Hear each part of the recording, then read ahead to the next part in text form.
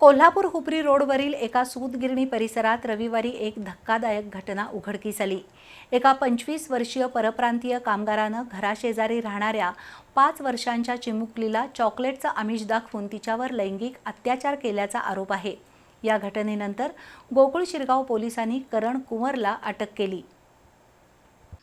कोल्हापूर हुपरी रोडवरील एका सूतगिरणीच्या परिसरात आसाम राज्यातील काही कामगार राहतात।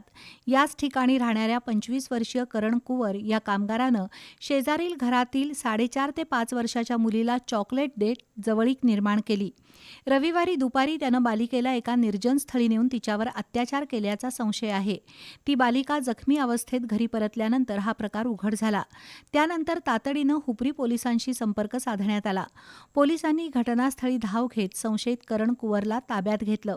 पण ही घटना गोकुळ शिरगाव पोलीस ठाण्याच्या हद्दीत घडल्यानं त्या नराधमाला गोकुळ शिरगाव पोलिसांच्या ताब्यात देण्यात आलं। दरम्यान जिल्हा पोलीस अधीक्षक निलोत्पल यांनी ही घटनास्थळी भेट देऊन माहिती घेतली। संशयित करण कुंवर याला पोलिसांनी आज न्यायालयात हजर केलं असता 2 जुलैपर्यंत पोलीस कोठडी देण्यात आली।